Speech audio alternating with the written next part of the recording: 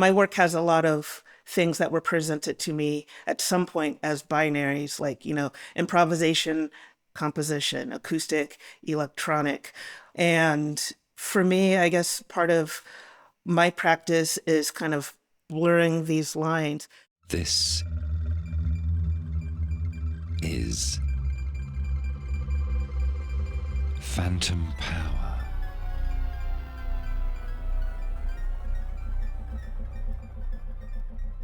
Welcome to another episode of Phantom Power, a show about sound, sound studies, sound art, all things sound. My name is Mac Haygood, and my guest today is Yvette Janine Jackson. Yvette Janine Jackson is a composer and sound artist who creates immersive compositions, drawing on a wide array of genres and life experiences. Her electroacoustic, chamber, and orchestral compositions have been commissioned internationally for concert, theater, installation, and screen. Yvette Jackson often works in a mode she calls radio opera, which combines orchestral composition, modular synthesis, sampling, voice acting, improvisation, a whole lot of things, in order to create what The Guardian called immersive non-visual films. Her work has been commissioned by or appeared on the stages and screens of Carnegie Hall, Big Ears Festival, PBS, and the Venice Music Biennale. Oh, and Wave Farm. A lot of listeners will be familiar with Wave Farm, with whom Yvette has had a long history. She is also the only volunteer firefighter that I personally know who learned tape splicing, analog synthesis, and computer music at the historic Columbia Computer Music Center in New York. Oh, and did I mention that she's a professor at Harvard? Yvette and I met at the Residual Noise Festival at Brown a couple of months ago, and I so enjoyed talking with her that I wanted to bring you in on the conversation. In this wide-ranging chat, we talk about her concept of radio opera, and we take a deep dive into her album Freedom, which The Wire calls one of the most unique releases to chronicle the Black American experience. We then get into her unusual personal history, which has informed her unconventional composition style, and we discuss things like theater sound design and the 4 years she spent 8,000 feet up in the Rocky Mountains, and how that changed the way she listens. Supporters on Patreon will get another 35 minutes where we get into the technical details of how Yvette puts together these multimodal electroacoustic works. And then we get to my favorite part of the conversation, in which we truly nerd out on the carillon, which is the enormous bell tower instrument that she has actually composed several pieces for. And unless there is some carillon podcast out there, and I suppose there probably is, but I'm pretty sure that this is the deepest carillon conversation you're ever going to hear. And then Yvette does her What's Good segment, where she suggests something good to read, something good to listen to, something good to do, and her picks are every bit as unconventional as you might expect from this introduction.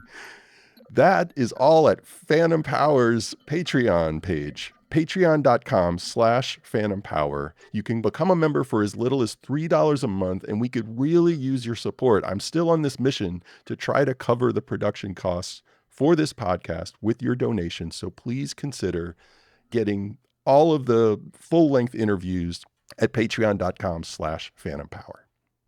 Okay, here it is, my conversation with a one-of-a-kind human being, Yvette Janine Jackson. Yvette, welcome to the show. Thanks for inviting me.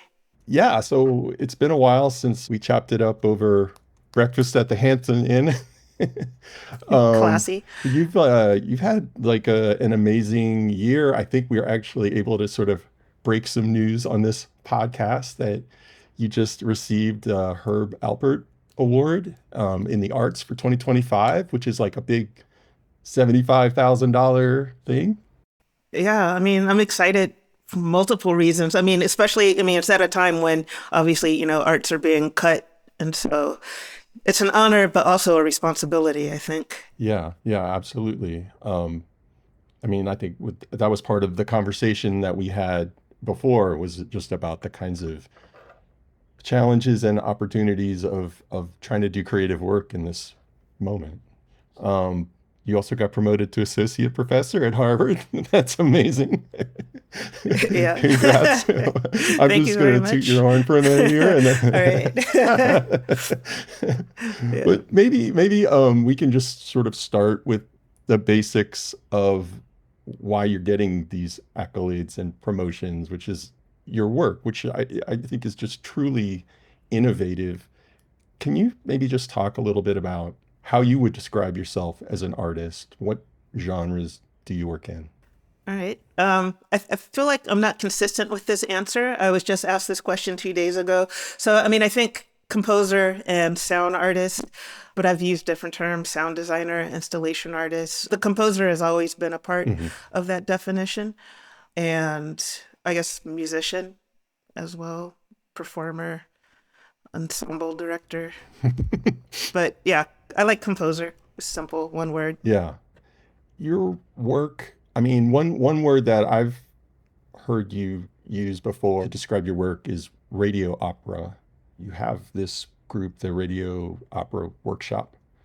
Can you maybe talk a little bit about what you see that genre as? Would you call it a genre? Radio opera? I mean, I think it is. I mean, the term is used in different terms now, and I think it also was used in different ways during the early days of radio. Because, I mean, historically, you can find older ads for, we've got the first radio opera, and you can see this on ads in the US and in Europe. And usually, what was meant by that term radio opera was an opera that was being broadcast on the radio. Hmm. And then you have pieces like NBC commissioned Giancarlo Menotti for The Old Maid and the Thief. And I think that commission was specifically for radio. So, Mm. as a composer, having to think about how to capture that spectacle over the air in the minds of the listeners. I use the term a little bit differently. So the radio for me is pointing to the golden age of radio drama, which I am a fan of. And then opera, just because initially when I started using this term about 13 years ago, 14 years ago, I was picturing this concept as these series of large works. And so, Hmm.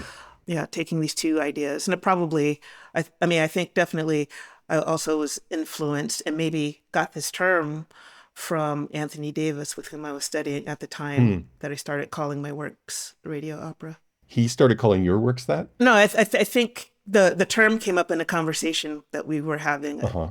I had taken one of his opera classes, and he knew about my interest in radio drama. And so, I mean, I think that there's a connection there. And then someone also had a conversation 2 days ago thinking about like Violin Brecht using radio opera and having like the audience kind of interactive and, an interactive component of it and singing along with it, which, I mean, initially I wasn't thinking of any type of interactivity, which Yeah. now I am.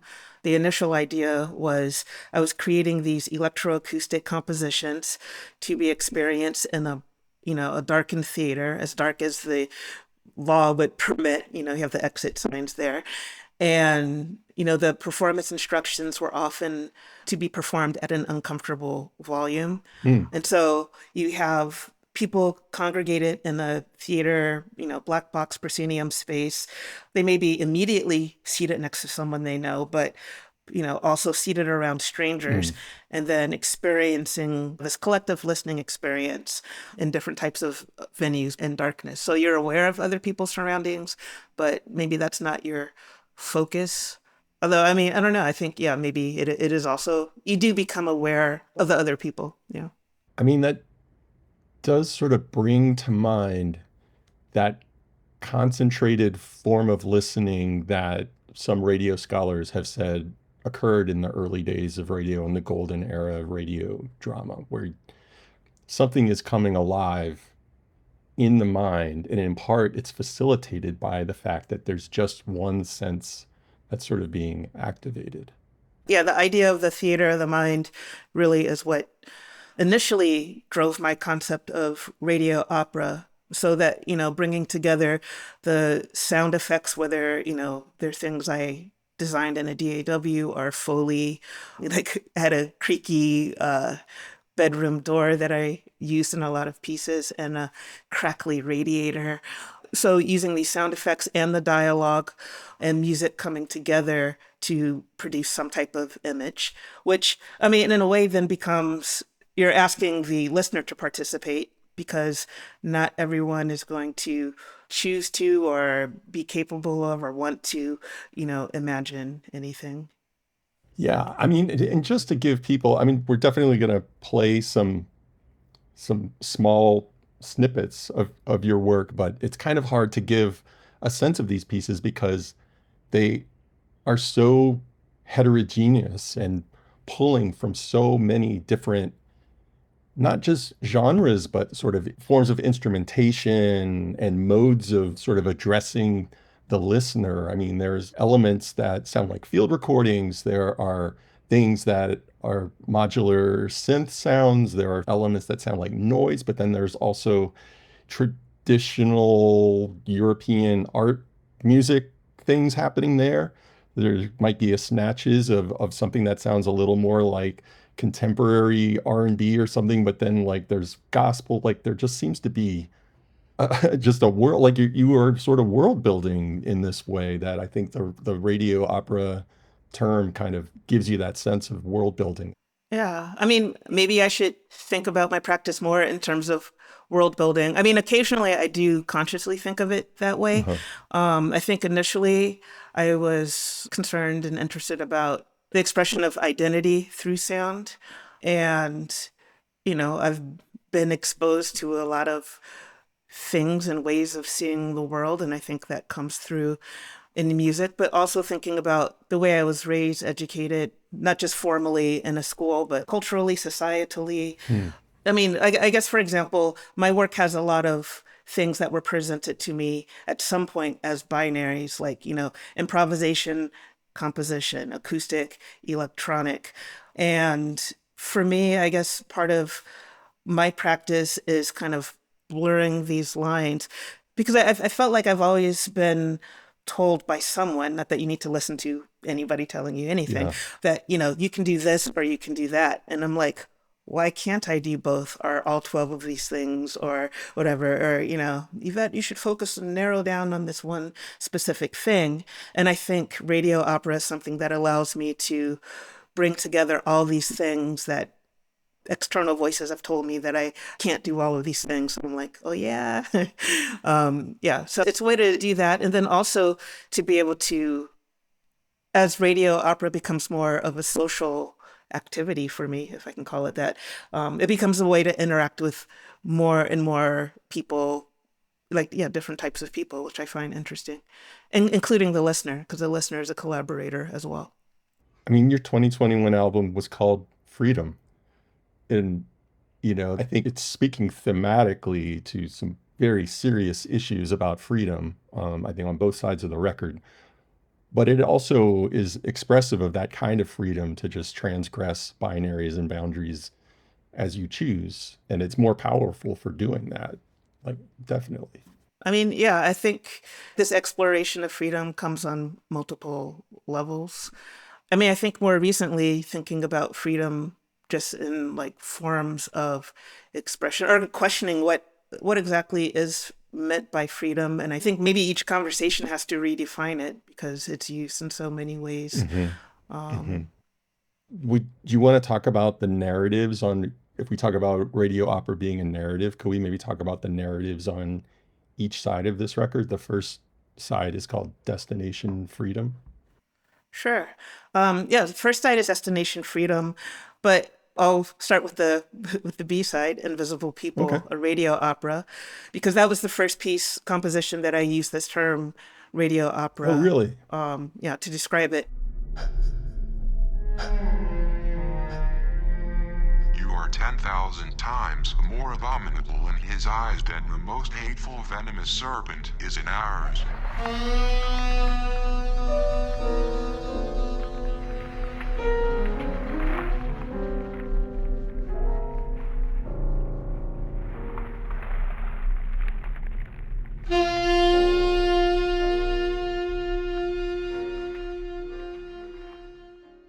mean, the full title of what's on the album is Invisible People, and then parenthetically, a radio opera. Then I think there's like a colon, episode one. Uh, oh, see, I've forgotten my own title. It's so long. But the fact that it's called episode one, that's really the third iteration of Invisible People. The first piece started out as a 10-minute text sound composition using a lot of the sound bites that end up on the album and that have been a part of kind of subsequent iterations of the composition. So the piece started around the time that Barack Obama had approved marriage equality. And at the time, as I said, I was working with Anthony Davis, and he nudged me to like find a topic that was meaningful to me. And so I started, just kind of having conversations about the topic. So yeah, my process is conversations with people, kind of armchair investigating, looking up things on the internet, YouTube, websites, looking at historical text, which all then become source material for this composition. So initially it started off as an essay which featured different voices of politicians and religious figures, academics, responding to Barack Obama's approval of marriage equality. But the title, Invisible People, was really pointing to all the people that the media left out of this conversation, which I thought were like the center of, this focus. And so I became intrigued by the voices, I guess, the media choose to highlight, or the voices people choose to listen to in certain situations. And what about everyday people who somehow become invisible in certain situations? So that was side B. Well, and just to spell it out a little bit more, like there's a lot of samples of voices of preachers, and I thought I recognized the voice of Louis Farrakhan. Like there are people from the pulpit decrying marriage equality and the decision that Obama made. I work with sound techs in the way that playwright Charles Mee does. I used to do sound for theater, so a lot of the techniques I got come from that period.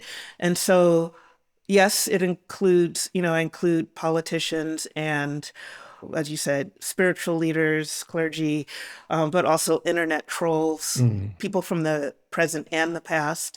I tried to collect as many voices as possible. Obviously, there's still some kind of framing by me as the composer, so I try to show multiple sides, but the mere fact that I'm one person putting these together introduces some type of bias. But there's this collection of voices, even when you hear actors or non-actors speaking these lines, they are taken from things that I could have read in the comments of a YouTube video or some historical document.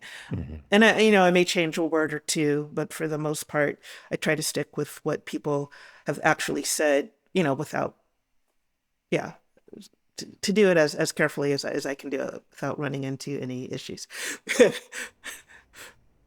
Well, I mean, the comments kind of speak for themselves. But then I'm also, there's the comments that are on the recording, but then I'm also interested in the comments and the conversations that happen after the recording.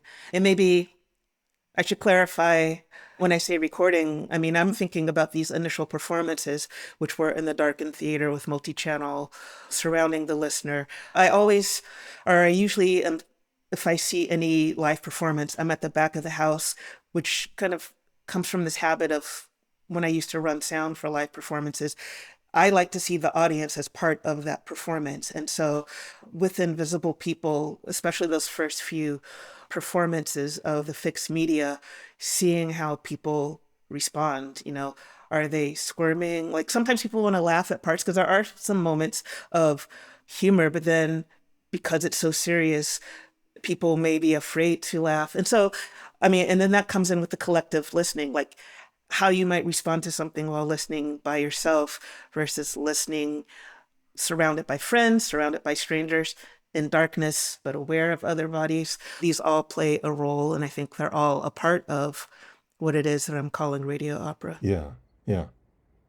So while we're at it, you want to talk about side A as well. Yeah, side A, Destination Freedom, is a journey. Because Invisible People was so text heavy, I was curious about this idea of telling a story without relying on words. And so, I mean, there are voices embedded in there, but they're not intelligible. And that is by design.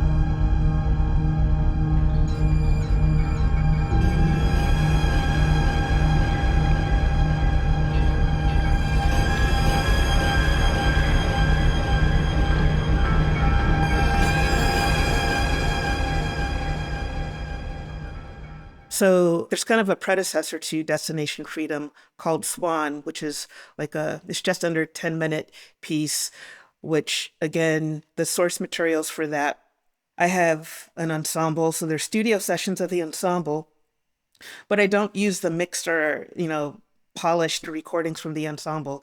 I may use, the overhead mics on the drums to capture the cello and use that. Mm-hmm. Or, there's a part in there which I find really beautiful, which was before the percussionist was ready, he was still moving something and he got like this kind of clunking thing that sounded like chains, Oh, yeah. which to me then fit with the narrative. So the narrative for both pieces, told in three kind of sections, starts in the hold of a cargo ship trafficking Africans to the Americas.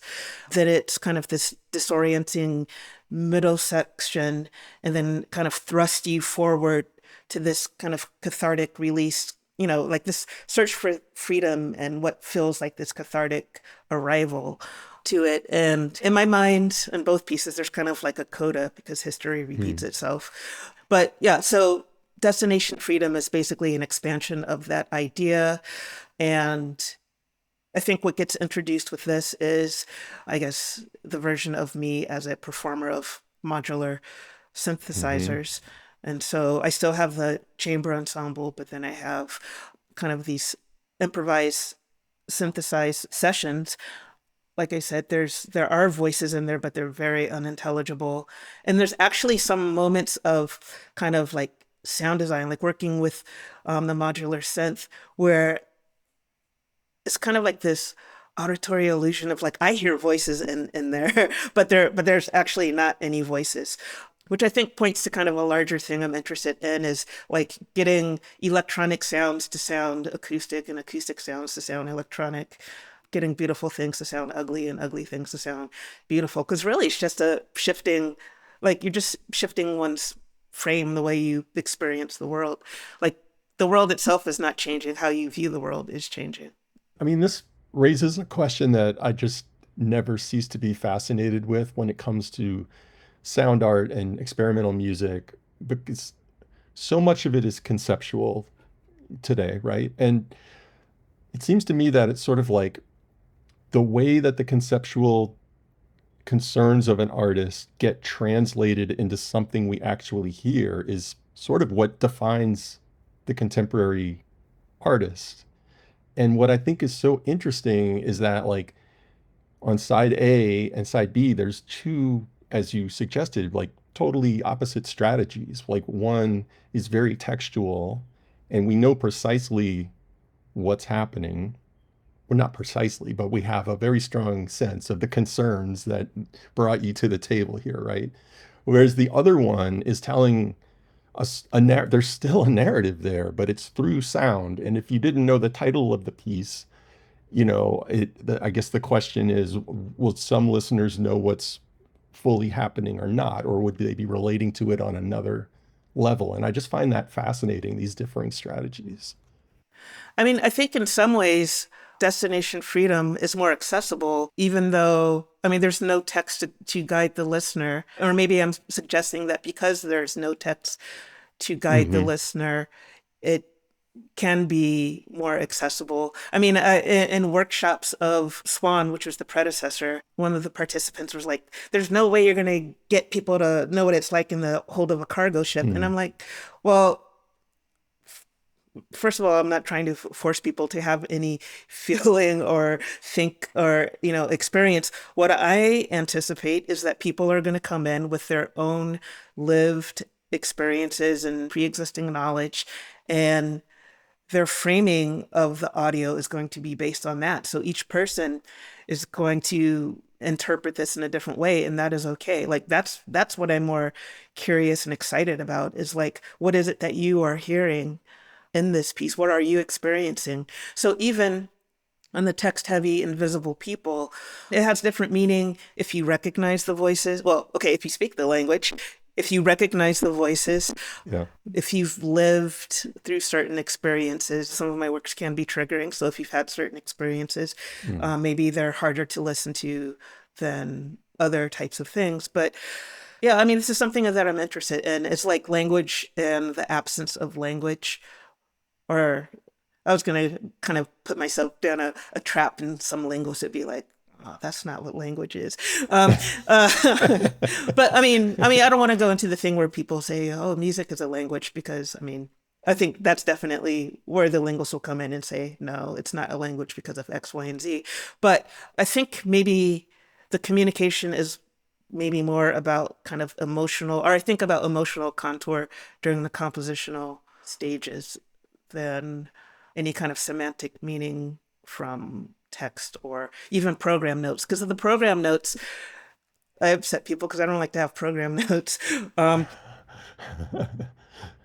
Well, in fact, you told me, like, because you have a German language radio opera coming up soon, and you're like, I don't want to talk about it. I don't like to talk about my work before people hear it. Well, that project is in process for Deutschlandfunk Kultur, and I guess the English title for it is backspace, like, on a keyboard, but can have like a double meaning.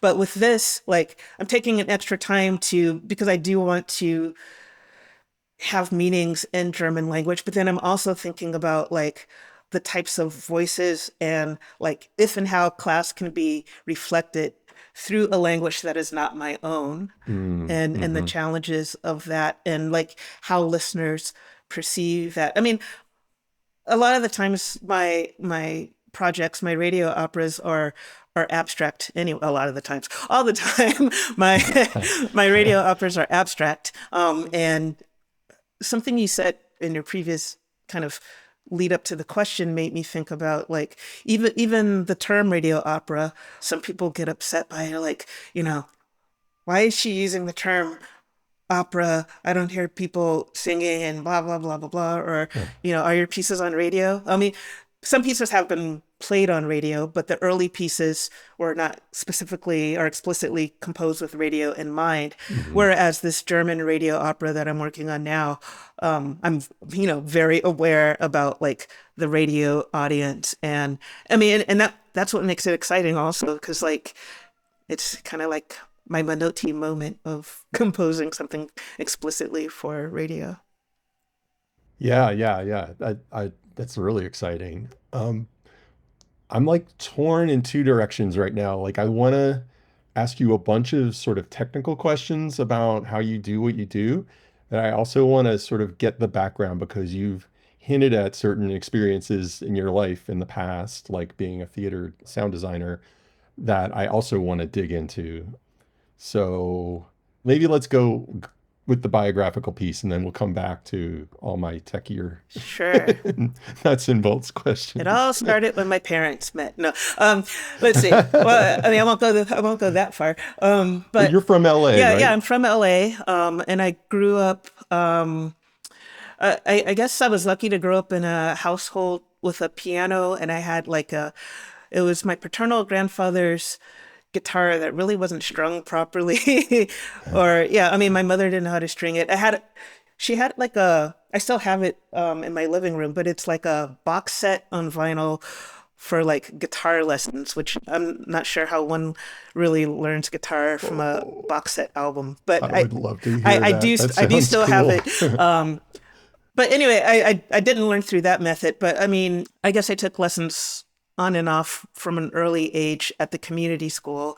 So I guess what I'm saying is I was supported and exposed to music both through different types of private lessons, through piano, music fundamentals, and eventually switching to trumpet, which I had become aware of in elementary school. So my public school was part of a magnet program that was like a super phenomenal experience. Like I also have a 45 that we recorded. It was like a bunch of 9-year-olds singing Bartok, if you want to hear What? that. Whoa. But like I mean like how many 9-year-olds have this experience of like through a public school going into a recording studio and having a really good public school music program, having the privilege of also being supported with private lessons through the community school. And then at one point, there was an older woman across the street who I had violin lessons with and, had instruments in the house. As I'm talking, I'm like, I think at one point my paternal grandparents gave me one of those like Toys R Us drum sets, which magically disappeared. Um, so, yeah, just having that support. And I knew that composition was something I wanted to do. And I always thought probably was thinking about it in terms of like film or TV because I don't know, LA, that's the industry there. Hmm. And Hmm. then at college, studying composition and one year I'm like, what are these electronic music classes? And went up to Prentice Hall. At the time was like transitioning from the Columbia Princeton Electronic Music Center to the Computer Music Center. And this was when Brad Garton was starting out there. And there was something like really exciting about that space. It was like engineers and musicians, but you're encouraged to like explore and learn from trial and error, which was a lot different than in the formal music classes where, you're following all these rules and uh-oh, you doubled the wrong note or something like that. Which I mean, I love theory. I love rules, but like there was also something just liberating about this experience and hearing one of Brad's compositions where it's like you could hear him washing dishes. Like I hadn't heard things that were called music that were like this, and So who was the instructor? Brad Garton was one of the main people at the time. And I also took, I think it was like the last class where we were learning on reel to reel tape. So it was taught by Arthur Krieger. And so we get assignments with, use these two oscillators and create a metallic sound that turns into a watery sound. And, Oh this yeah. is the rhythm. And it was like trial and error. I mean, maybe there was a lot more instruction there, but my whatever 20-year-old, 19-year-old brain was only absorbing so much. But that experience with the reel to reel still is important because I think about like this tactile experience of like actually splicing tape and like Yeah. flipping things around and Splicing it at an angle yeah, so you get the transition yeah, right. and like Like the I grease pencil and all of that. yeah. I just barely too got a little bit of that, from working in radio, like a part-time job. And Yeah. um So that, I yeah. mean, that was a really great experience and it did come to serve me two other periods in my life, but also my first introduction to computer music. I mean, we're using like RTC mix. So programming like a line at a time, like play this sound for this duration at this amplitude, like kind of approach to sound before I started working with other tools. And I think maybe at that time, like I had Digital Performer, but I feel like at that point, I mean, someone can fact check me, but I feel like that might have been even MIDI only at that time. And then Mm-hmm. they added the Mm-hmm. audio to it. And Mm-hmm. so, Mm-hmm. like, just kind of looking back through this conversation, like these three different types of exposure to sound making that were a lot different than the rules and the type of ways of practicing that I had been trained on earlier. And so I really relished in that. And then going from that college experience back to California, I eventually moved up to the San Francisco Bay Area and got involved with like theater and radio drama there. There was a group, Pagliacci's Fools, run by Kevin Beecham, Vinny Beecham. And, we did things at the radio station. And that was a learning experience, like, showing up to record live radio dramas and being like, where are the microphones? Well, that was my job. Oops, I forgot to like unscrew the mics and bring them from the rehearsal spot to the studio. But like sound effects being manipulated live with the actors there and running sound for theater, places like Magic Theater and like Aurora Theater and Berkeley, Oakland Public Theater. All of these experiences were great because, again, it kind of gave me this bird's eye view from being in the sound booth. And the very first piece I ran sound for, my good friend David Molina was the sound designer. And it was like 3 hours of just like dense stacked sounds, like with mini disc players and CD players. And I think there might have been a live mic, and I screwed up the first show because like they grabbed me from I was working in the box office. They grabbed me there the first day, threw me in the booth because I think it was previews that night and they didn't have someone to run sound. And so it was Mm-hmm. like learning how to swim by throwing a kid into the water. Um, Yeah, yeah, yeah. And did you have a physical cue book that you were paging through the script with? we And had a book, but I was in the booth. So on one side was the lighting up, then the stage manager, and then I was on the other side. So it's pretty cramped in there. So yeah, the first couple of months you'd hear horses galloping when there were no horses in the scene and stuff like that. But by the time I got this rhythm of it, I began to think of the soundboard as like this instrument and like, the yeah, stage manager is the conductor, the sound designer is the composer. And that kind of expanded my desire to, I guess, there's this shift between like wanting to compose for theater to wanting to compose theater. And I think just to back up once more, I think that experience at Columbia, I started to get that because like some of my earlier pieces, which like I have on a DAT somewhere, but like these earlier pieces, like I would use sound bites from 1010 Winds and pieces of instrumental music. Like there are some Lionel Richie and Rashawn Roland Kirk mm-hmm. samples in the pieces. I mean, I think you might have. I can't remember if I shared a piece when we were at Residual Noise at Brown. I don't make it publicly available, but I have shared it in a couple of like smaller talks to show this kind of earlier. It is radio opera. I just wasn't calling it that, Yeah. 20 years before. Or I mean, I'm kind of getting chills just because I studied theater and did directing, did sound design, and there's just nothing like that space of the black box theater. And even just, being the sound op and just there's something I found so meditative about being in that dark, cool space and just hitting your cues at the right time and following along with what's happening on stage. And then just the collaboration and creativity, of getting your friends to I mean, one brush of fame of mine was like I was directing a play for a class project, and I had Brian Blade, who was studying jazz at my university, like on drums there for a while, and he was like playing the walls of the black box theater and awesome. stuff. It was completely amazing, right? It's just like those little moments of like sort of crossing paths with people and just creating something that's ephemeral and then it goes away.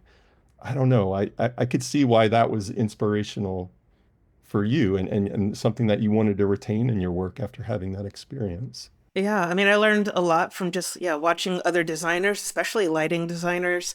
And I'm Hmm. hoping like as I expand this idea of radio opera to include movement and lights. Like Heather Basarab was a lighting designer I worked with a lot when I was getting started. And like, I'm like, hey, I have this idea coming up. Would you want to be a part of it? Because like, it's kind of like if you think about like film or theater where sound often is added at the last minute.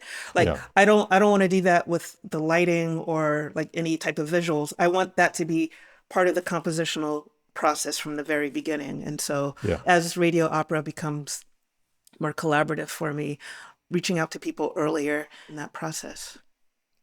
Yeah. So after that stint in the Bay Area, is that when you go down to San Diego? Actually, lived off the grid. Well, not technically off the grid, kind of. I lived in the mountains at 8,000 feet in Colorado. Oh, And that period was important because my listening shifted in different ways. And I think that's kind of what primed me for the following interest in kind of soundscape studies, because, especially those first few weeks or months of, I mean, the town itself was 100 people, and then the outlying, this kind of a land trust outside of it had more of a transient population in and out of it. how did you, you got to explain. Like, what, how did you wind up in Well, Colorado? okay, so at the time, I was the webcast and production director at Grace Cathedral for 4 years. And a lot of the time, spending like 60 hours a week in the basement with black walls and no windows. And then I'd go home to my apartment on Van Ness and Eddy, which was like Van Ness is basically when the 101 goes through San Francisco. So it was like just hearing people scream and traffic accidents and just like a lot of, it was just like no windows and noise. Like a former partner was going to study with someone in Colorado and wanted someone to like watch her kids. And I'm like, hey, I'll do it. Well, I didn't say that immediately because I don't like to disappoint kids ever. So I wanted to make sure it was actually something I was going to commit to. But then I'm like, I'll do it. And so we were out in the middle of very rural Colorado, and it was just like one of the most beautiful things I'd ever seen. It was also one of my, yeah, it was the only time I've lived not near a coast, and I love water. So, I mean, there's big rivers there as well. So, I mean, I did have like river access to water. So I went there for that summer, and then I'm like, I'm moving here. And everyone's like, ha, ha, ha, ha, ha. That's Yvette and another wild thing she's saying. And so, yeah, I moved there for 4 years. I initially had this idea of like I would compose and like have this home studio, but like actually having no business skills at all or understanding how to take care of a home in the winter. So I let it flood twice from frozen pipes. And I'm glad I didn't put the studio in the basement because I would have like Yeah. Yeah. lost everything. Anyway, So how did you support yourself for those 4 years? I went into debt and debt and debt. I didn't know how, yeah. So it was a lesson learned about like business skills and musicians and fantasies about being a starving artist. When I first moved there, I joined the local fire department because I'm like, if I'm gonna live in this many trees in a dry area, I would like to know like how to protect myself and others in the land around. So I met people through the volunteer fire department, and one of those people happened to be the superintendent of the school in the next town. So I taught K through 12 at the local public school, Mm. which is also like another way of just kind of expanding the way I was working with sound and music through that experience. And then at one point, I guess 3 years into my 4 years there, I came to California. A friend and I shared birthdays. And so, we had these kind of co-birthday parties where I was meeting all of these other music people. And one of the gifts I got was like tuition for like the SINMAT summer program where they, do Max MSP and all of that. And David Wessel was still Oh, around at that time. And so it was through those interactions that I'm like, okay, finally I'm going to apply to grad school, which is something I said I was going to do 15 years ago when I had moved up to the Bay Area. And so someone, I don't know who mentioned Anthony Davis. I think somehow I think it was some kind of trumpet connection where I got pointed to Jeff Kaiser, who was studying there at the time, who pointed me to Anthony Davis. And we talked, and yeah, that's when I got into this other type of weird music making. Because I think at Columbia there was weird music making. And then in San Francisco, the people I hung around with, like David Molina's, that was weird music making. And I was making music in Colorado. I wouldn't call that as weird. But I guess, yeah, we did some experimental things too. Did you learn, because you said you were sort of, that Colorado changed your experience of sound in some way or made you want to think more about like soundscapes? Does sound travel differently at 8,000 feet? It definitely travels definitely in the winter when it's cold. I mean, like there, it would be, I mean, some long stretches of like negative 20 degrees. And now I'm going to say that ironic, or I don't know if it's ironic, but like when people are like, oh, but it's a dry cold, like, Right, or right. they say for heat, they usually say for heat, it's a dry heat. I feel the same, like a dry cold. Like I complained less in like negative degrees in Colorado than I did at like 50 degrees in San Francisco. 100%. Same with New Yeah. Orleans. You go to New Orleans. I lived in Chicago for a decade. I'd go down to New Orleans during the winter, and it's much warmer, but it's so damp. I would be freezing in New Orleans. Yeah. But I mean, I began to listen, I guess, to well, this is prior to me knowing anything about like R. Murray Schafer and maybe I did come across his name in college, but it wasn't something that Right. was like in my mind or Sure. thinking about soundscapes or soundscape composition at that point. So like, I guess I was coming up with my own language for things that, again, maybe these seeds had been planted in college or from collaborators in the Bay Area, Hmm. but I wasn't as aware. So like listening to like just kind of I almost got like almost started shivering, like the sound of like June bugs, like they make this gross hissing sound. Chipmunks make a sound that I never knew. Well, I guess I hadn't really been around like chipmunks and squirrels and deer and bear, um, all kinds of things. And so like it got to a point where like my first couple of weeks, like I'm not going to call it silence, but the shift in the soundscape made me very nervous, especially at night, sleeping in this town that I went to without knowing anybody in the middle of like 8,000 feet isolated, like worried about like bears coming on my steps and things like that.